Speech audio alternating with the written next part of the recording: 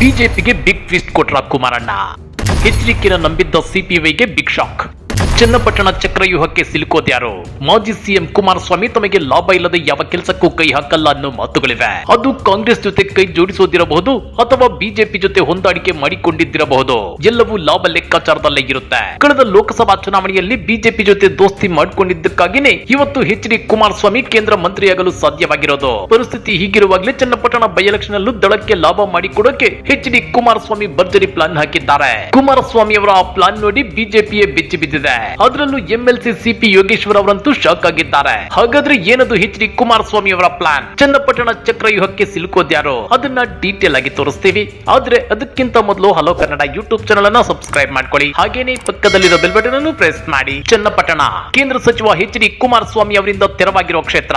ಈ ಕ್ಷೇತ್ರಕ್ಕೆ ಸದ್ಯದಲ್ಲೇ ಬೈ ಎಲೆಕ್ಷನ್ ನಡೆಯಲಿದ್ದು ಈ ಕ್ಷೇತ್ರವನ್ನ ತಮ್ಮಲ್ಲೇ ಉಳಿಸಿಕೊಳ್ಳಲು ಕಮಲದಳ ಪಕ್ಷಗಳು ಜಂಟಿ ರಣತಂತ್ರ ಹೆಣೆದಿವೆ. ಹೀಗಾಗಿ ಇಲ್ಲಿಂದ ಬಿಜೆಪಿ ಎಂಎಲ್ಸಿ ಸಿಪಿ ಯೋಗೇಶ್ವರ್ ಅವರಿಗೆ ದೋಸ್ತಿ ಟಿಕೆಟ್ ಸಿಗೋದು ಪಕ್ಕ ಅನ್ನೋ ಮಾತುಗಳಿದ್ವು. ಆದ್ರೆ ಈ ನಡುವೆ ಸಿಪಿ ಯೋಗೇಶ್ವರ್ ಅವರಿಗೆ ಕಮಲದಳ ದೋಸ್ತಿ ಟಿಕೆಟ್ ಸಿಗಲ್ಲ, ಬದಲಿಗೆ ಬೆಂಗಳೂರು ಗ್ರಾಮಾಂತರ ಸಂಸದ ಸಿಎನ್ ಮಂಜುನಾಥ್ ಅವರ ಪತ್ನಿ ಅನಸೂಯ ಅವರಿಗೆ ಸಿಗುತ್ತೆ ಅನ್ನೋ ಮಾತುಗಳು ಹರಿದಾಡಿದ್ವು. ಆದ್ರೆ ಇದಕ್ಕೆ ಇತ್ತೀಚೆಗೆ ಸ್ಪಷ್ಟನೆ ಕೊಟ್ಟಿರೋ ಸಂಸದ ಸಿಎನ್ ಮಂಜುನಾಥ್ ಅವರು, ನನ್ನ ಪತ್ನಿ ಅನಸೂಯ ಅವರು 100% ಚನ್ನಪಟ್ಟಣದಿಂದ ಅಕ್ಕಳಕ್ಕಿಳಿಯಲ್ಲ ಅಂತೇಳಿ ಕಡ್ಡಿ ತುಂಡು ಮಾಡಿದಂತೆ ಹೇಳಿಬಿಟ್ಟಿದ್ದಾರೆ. ಇದೆಲ್ಲದರ ಮಧ್ಯೆ ಚನ್ನಪಟ್ಟಣ ಬೈ ಎಲೆಕ್ಷನ್ ಗೆ ಮೈತ್ರಿ ಅಭ್ಯರ್ಥಿ ನಾನೇ ಅಂತೇಳಿ ಸಿಪಿ ಯೋಗೇಶ್ವರ್ ಹೇಳ್ಕೊಂಡಿದ್ದಾರೆ. ಕಳೆದ ವಾರ ನಾನು ಕುಮಾರಸ್ವಾಮಿ ಅವರನ್ನ ಭೇಟಿ ಮಾಡಿ ಚರ್ಚೆ ಮಾಡಿದೆ. ಆದಷ್ಟು ಬೇಗ ಅಭ್ಯರ್ಥಿ ಹೆಸರನ್ನು ಸೂಚಿಸುವಂತೆ ಹೇಳಿದ್ದೇನೆ. ಈಗಾಗಲೇ ಕಾಂಗ್ರೆಸ್ ನಾಯಕರು ಚುನಾವಣೆಗೆ ಸಿದ್ಧರಾಗುತ್ತಿದ್ದಾರೆ. ಹಾಗಾಗಿ ಮೈತ್ರಿ ಅಭ್ಯರ್ಥಿ ಆಯ್ಕೆ ಮಾಡಿ ಅಂತ ಮನವಿ ಮಾಡಿದ್ದೇನೆ. ಕುಮಾರಸ್ವಾಮಿ ಅವರು ನನ್ನನ್ನೇ ನಿಲ್ಲುವಂತೆ ಹೇಳಿದ್ದಾರೆ. ಅದಕ್ಕೆ ಅಧಿಕೃತ ಅನುಮೋದನೆ ಅವರೇ ಕೊಡಬೇಕು. ಮೈತ್ರಿ ಪಕ್ಷದ ವರಿಷ್ಠರು ಅಧಿಕೃತ ಘೋಷಣೆ ಮಾಡಬೇಕು. ಹೀಗಾಗಿ ನೀವೇ ಬಂದು ಘೋಷಣೆ ಮಾಡಿ ಅಂತೇಳಿ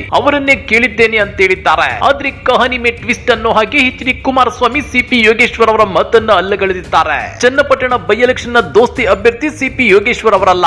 ಚನ್ನಪಟ್ಟಣ ವಿಧಾನಸಭಾ ಉಪಚುನಾವಣೆ ಅಭ್ಯರ್ಥಿ ಕುರಿತು ಇದುವರೆಗೂ ಯಾವುದೇ ರೀತಿಯ ಚರ್ಚೆ ಆಗಿಲ್ಲ.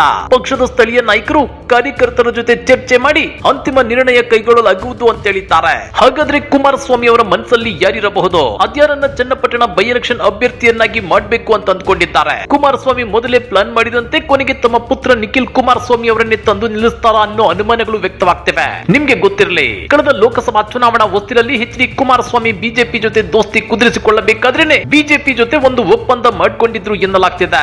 ಆ ಒಪ್ಪಂದದ ಪ್ರಕಾರ ಕುಮಾರಸ್ವಾಮಿ ಚನ್ನಪಟ್ಟಣ ಬಿಟ್ಟು ಬಂದು ಮಂಡ್ಯ ಲೋಕಸಭಾ ಚುನಾವಣೆಯಲ್ಲಿ ಸ್ಪರ್ಧಿಸಿದ್ದು, ಅಲ್ಲಿಂದ ತಾವು ಗೆದ್ರೆ ಕೇಂದ್ರದ ಮಂತ್ರಿಯಾಗೋದು, ಮತ್ತೊಂದೆಡೆ ತಮ್ಮಿಂದ ತೆರವಾದ ಚನ್ನಪಟ್ಟಣಕ್ಕೆ ಬೈ ಎಲೆಕ್ಷನ್ ನಡೆದ್ರೆ ಆ ಎಲೆಕ್ಷನ್ ನಲ್ಲಿ ತಮ್ಮ ಪುತ್ರ ನಿಖಿಲ್ ರನ್ನ ನಿಲ್ಲಿಸಿ ಗೆಲ್ಲಿಸಿಕೊಂಡು ಬರೋ ಜವಾಬ್ದಾರಿ ಬಿಜೆಪಿ ನಾಯಕರದ್ದು ಅನ್ನೋ ಮಾತುಕತೆಯಾಗಿದೆಯಂತೆ.